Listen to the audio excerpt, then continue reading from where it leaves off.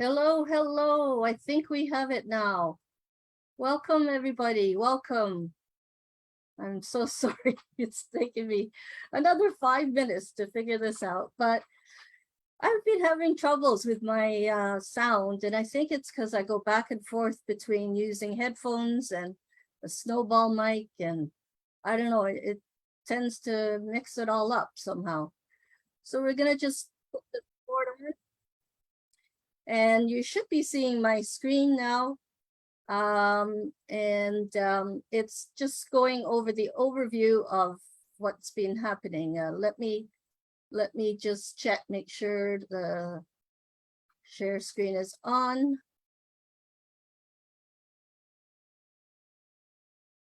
Okay. There we go. All right, all right. How's everybody today? It's a beautiful day again. Yeah, love this summer weather. And I love being here, helping you out with a number of different website knowledge and skills and tricks and tips. So today, our session is going to be kind of an overview of or a review of what we did over the last 2 weeks, which I held 4 live sessions, a little mixed up each time, but they got out there, and I'm happy they're there for replay if you want to go back and have a look. I'm going to continue this series on the series of the 5. So look out for near the end of the summer, probably in September, we'll do another series of 5. I will be covering the same pillars, but be providing you with new information. There's just tons of information out there. I want to be able to filter, distill it, and make it clear for you so that it helps you to either, build a brand new site or rebuild an existing site, or just maintain your existing site that you may have, whether it's on our platform, the STW, the Simplifying the Web platform, or whether it's on another platform such as WordPress, Wix, Weebly, whatever. So whatever case, I think a lot of the information is relevant to all. So what we're gonna do is go through again the 4 pillars. So the first pillar, if everybody can remember, is planning and discovery. So this pillar is important because what it does is it tells me that when you come to work with me on a project, that we have spent some time doing some planning and research. And a lot of times, like I said in the first session, is I come across some clients, brand new clients to work with, and they never went through that process with their previous or current developers. So and then they're wondering why their website is maybe got pages all over the place, not really good navigation flow. Maybe their images are extremely high or named wrongly, and therefore is tripping up the code. I mean, there could be all sorts of things going on there.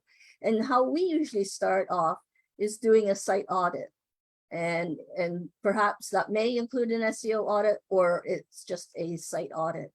And what that does is that we take some time to go through your existing setup, your existing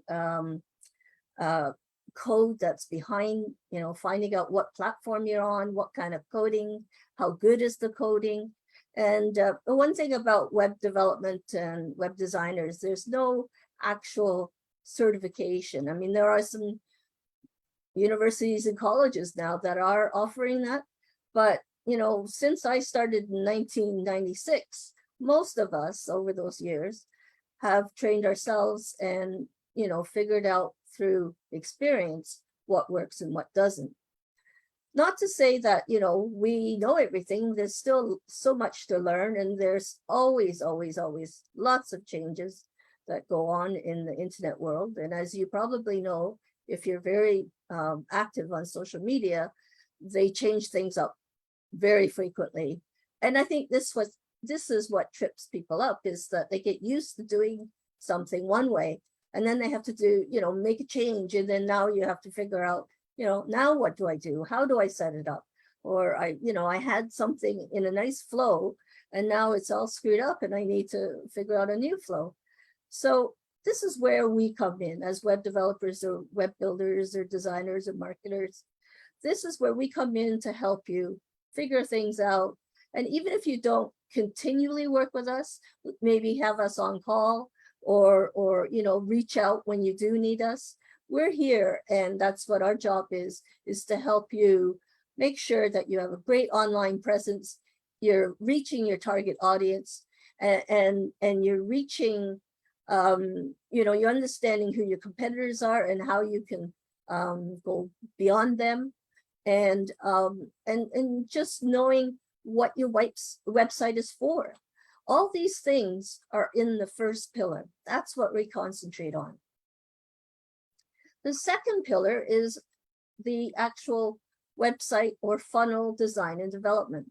And I didn't go into a lot of detail here because I'm going to be coming up with an actual a class where I'm going to walk you through how to build a website on our platform. And you'll see how easy and simple it is, especially in comparison to WordPress. And I've worked with WordPress. I've been working with WordPress probably since the mid 2000s when it first, you know, came about. And I'm not knocking WordPress. WordPress is great, especially if you have a lot of complexities in your data. Say, for example, if you had maybe you wanted to have a booking system, well, not a booking system, even a library of data, and then you wanted to take that data and have some functions provide you with dynamic answers, something like that. You need some deeper programming involved. If you wanted, for example, a website done in 5 or 6 languages or something, you know, we would need to set up a proper management system for the language switchers and things like that. So the platform that we provide, or I'm providing now, is really for the person who is just either starting out, or they've been in business for a while, but now they say it's time for them to get a website, but they really don't want to spend all that much time or money just to get up and going. And so what we have are templates that are already pre-designed with that all you need to do is you need a logo, new images, and new text, and you're practically set up with a website all there and then. Excuse me. And the hosting and the domain is all set up for you as well. And then the third category was update and maintenance. So we're going to get into that in one of the questions that came up that I'm going to answer. But this is also another critical area where people want to try and save money on. But then in the end, if they get hacked, or if they have malware of any sort, it could do a lot of damage to your site.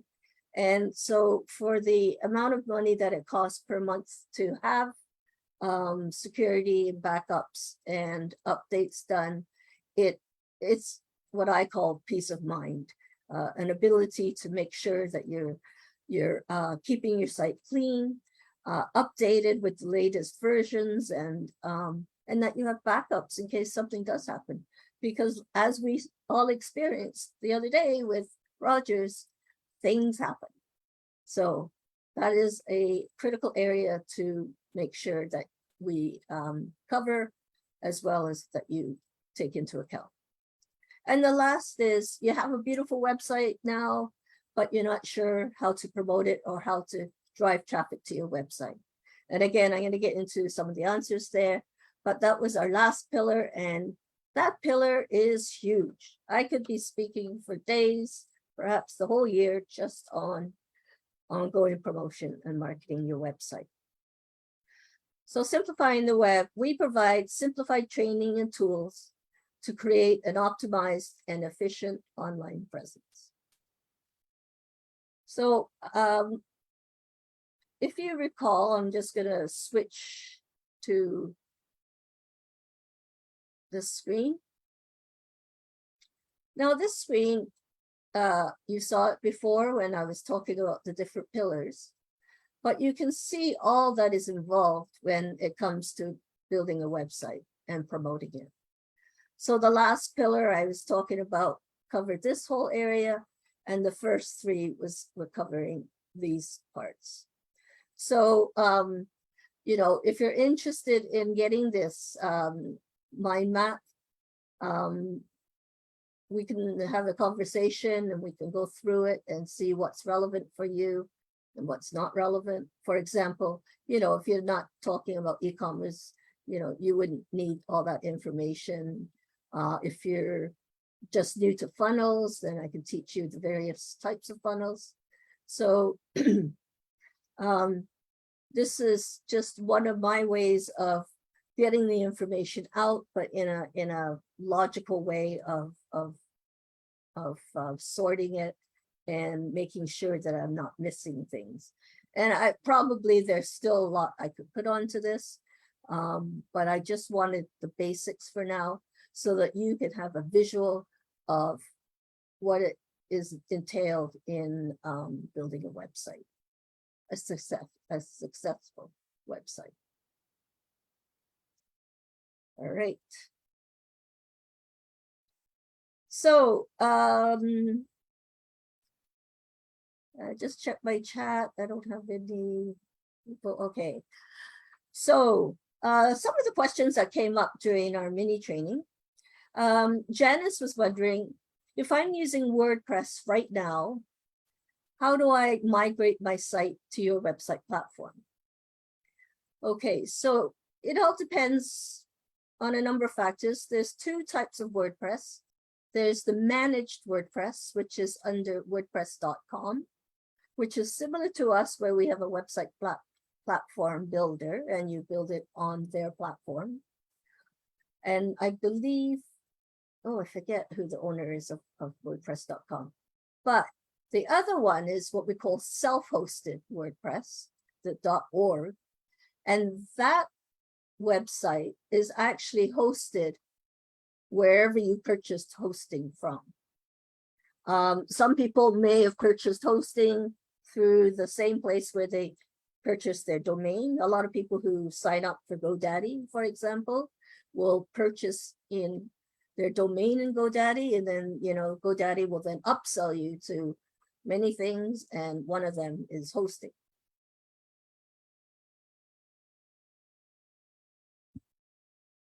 And so if you want to migrate from any other system to our system, you practically have to redo it.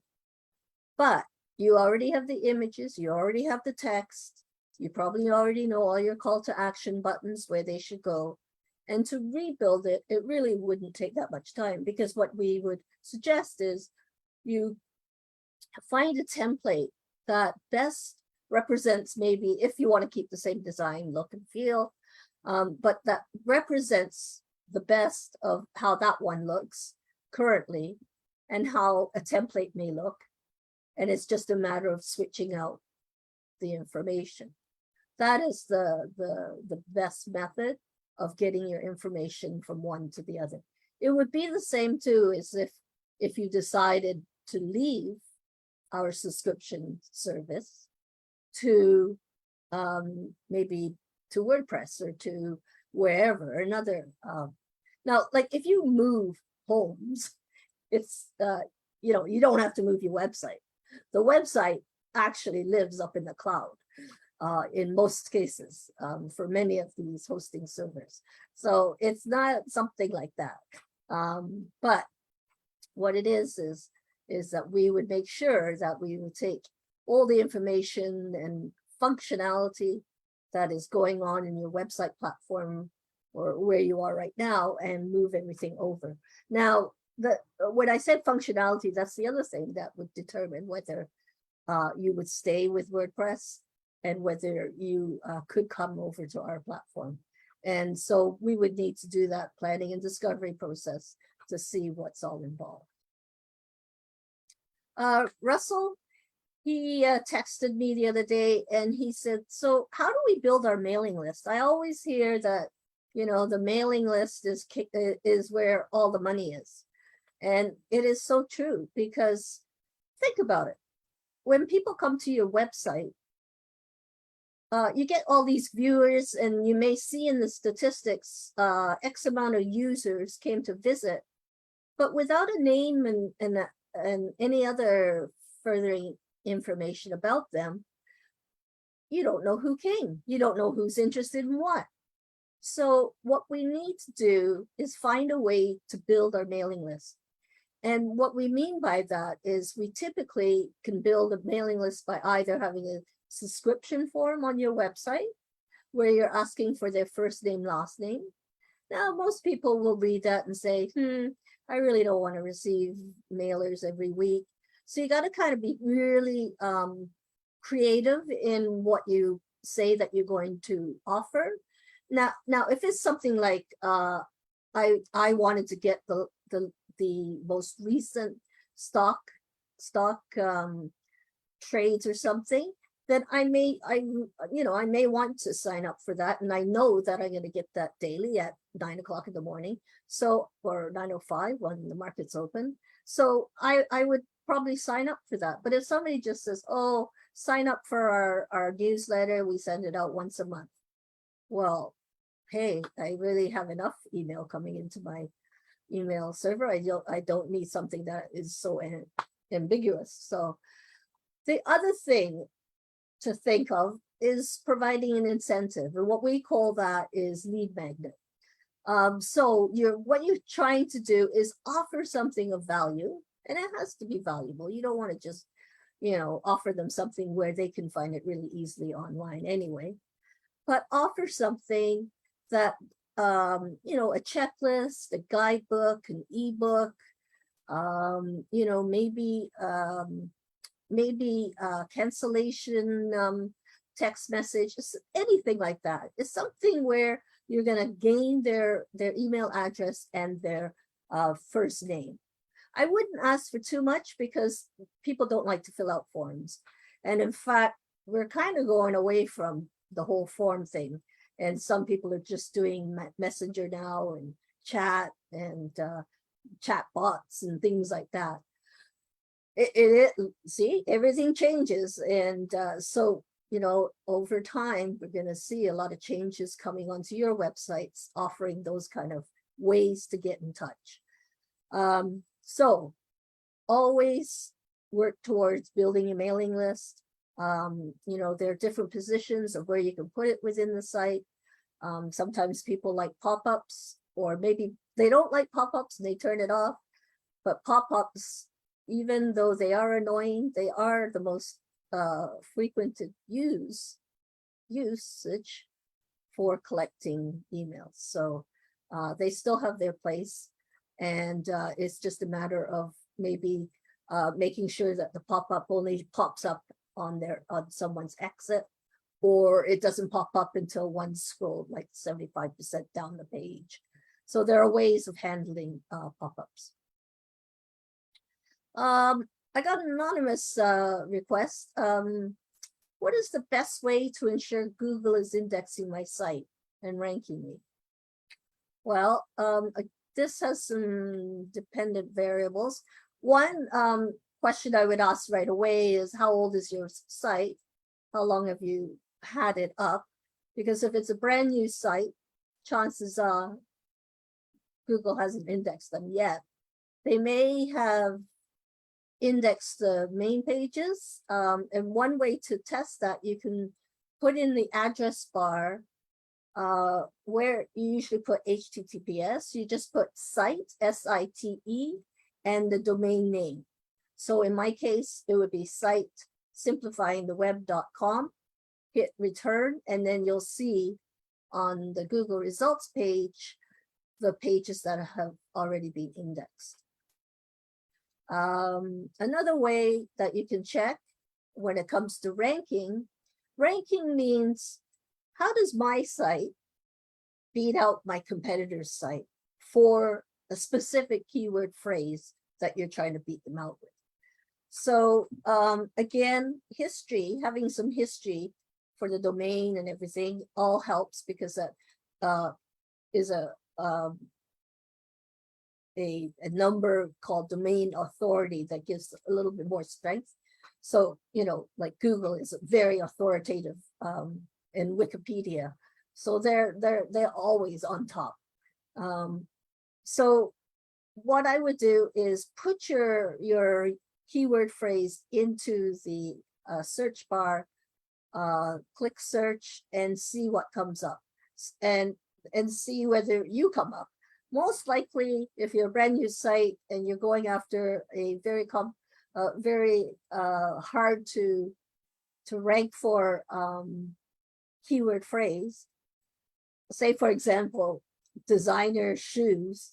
I mean, designer shoes is such a broad term that most likely you're not going to be on the first 40 pages. But if you could try localizing it by saying designer shoes Toronto, and depending upon how the person optimized their site, they might come up under what we call the Google business profiles. And so you might come up under there. Or if you can be even more specific in your search, maybe you're only looking for red designer shoes, or a particular brand name designer shoes, Toronto, then that increases the chances, if you've optimized your site properly, that you may be showing on the first or second page. People don't typically go beyond the third page, if you're lucky. And optimization for your search engine is a skill in itself, and you have to be really careful. It's an ongoing process, and one day I'll go into doing a presentation on that for you. And so look out for any upcoming presentations. SEO will certainly be on there. And I might, because it's such a big topic, I'll probably divide it up into local SEO and national SEO. And I may even break it up into different parts of SEO. Okay, Jim was asking, how often should we be updating the widgets or plugins on our site? So I covered that on the last slide. We were just talking about how important it was that we have update and maintenance plan built into our having a website. I typically minimal would be once a month. But if you hear some buzz around that there's a lot of malware going on in the internet world, then I would suggest that you update it, or do a backup first and then update it as soon as possible. All your widgets, plugins, theme files, and your core WordPress files if you're on WordPress. Now, if you're on our Simplifying Web, the web platform, you don't have to worry about that. Our developers do this on a daily, nightly basis. And so everything's always backed up, and we have the security and whatnot. The other thing about security I've noticed lately is not everybody has signed up for their secure socket layer, the SSL. And where you see that is in the let me just bring up okay,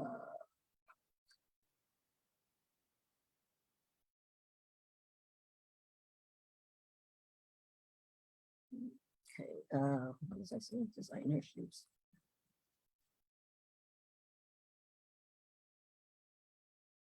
Okay, you see where's HTTPS here? or up here in the address bar, HTTPS. So that S stands for, and you see a little lock. Now I'm on the Mozilla Firefox browser, so it may look a little different if you're on Google Chrome, but basically what you're looking for before you even hand in your credit card and do shopping, make sure there's an S up there. But all sites really should have the S now. And when you don't have the S, you'll get a warning that says this site is unsecure. Are you sure you want to go here? So just beware of those.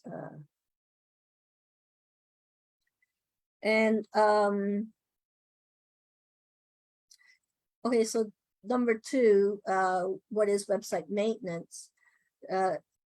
Now, there's a few things that I would consider maintenance compared to your regular technology updates.